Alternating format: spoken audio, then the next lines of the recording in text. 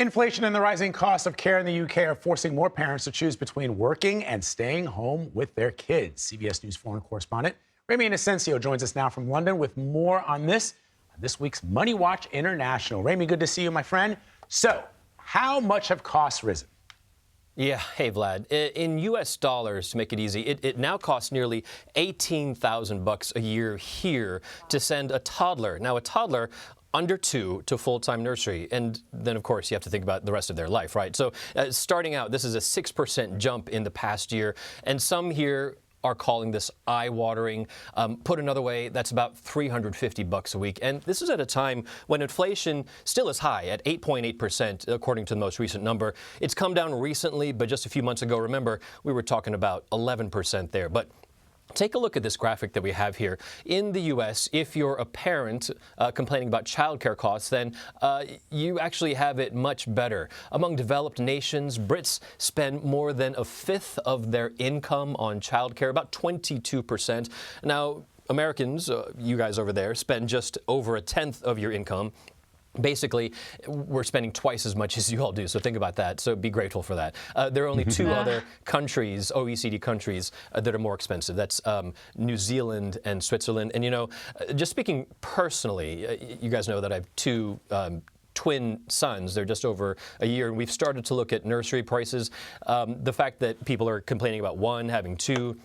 People are saying that Brexit has had a lot of workers leave to go back to continental Europe. And it really is forcing people to say, hey, do I stay at home, stay with my kids, or do I give up quality time with them to find a job, a second job? Some people have even taken third jobs here to try to afford the high cost of living.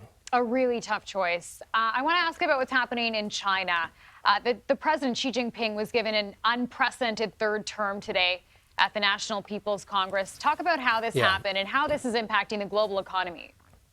Yeah, for sure, Shanelle. The hope was that the end of the country's zero COVID policy back in January was going to jumpstart the economy to productivity levels that we saw prior to COVID. But as President Xi Jinping is now set to start his third term as leader of the country, now really people are saying the most powerful since Chairman Mao Zedong, since the establishment of Communist Party of the Communist China in 1949.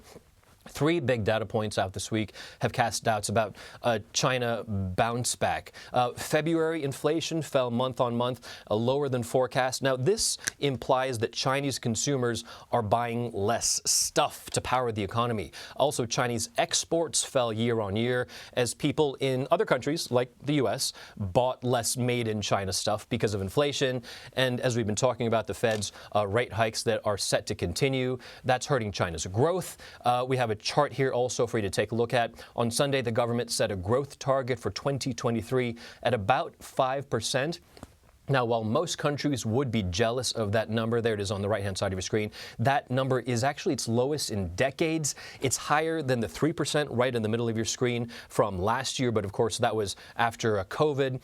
And this was before, looking at Chinese growth before, it was humming along 6, 7, 8% or so. But if interest rates keep rising around the world, and we're hearing that from the Fed, from other central banks, it could mean China's big growth numbers probably are a thing of the past. So, Ramy, let me ask you about President Biden and his proposed defense budget for 2024. Clearly focused on countering threats from China and Russia as well. But the Chinese government publicized its own defense budget. So break down the two for us. Yeah, it's sort of like the battle of the budgets for the world's first and second largest economies here. But the White House's proposed budget is a bit over a 3% bump year on year. That is pretty large, actually, but compared to China's official defense budget, it's actually more than double that. On a percentage basis, it's 7.2%. Not 72, that'd be way too high. But that put into context China's GDP forecast we just talked about at 5%, and it's clear Beijing is not holding back on funding its military. We've got another graph for you here, a historic one. We can also see that China's defense budgets have risen 6 to 7% every year since at least 2019 on this chart. Now, for this year, it's equal to about $225 billion. One caveat, though, is that these numbers that you're looking at, are actually the official publicized numbers, but experts say it could be higher. These numbers are just what Beijing wants the world to know. As for the White House, the new budget there is more than 3 times China's figure at nearly $850 billion. President Biden, though, has proposed putting $9 billion toward the Pentagon's Pacific Deterrence Initiative. That is to specifically increase the U.S.'s military presence in Asia. Ramy, thanks so much. Yeah, you bet.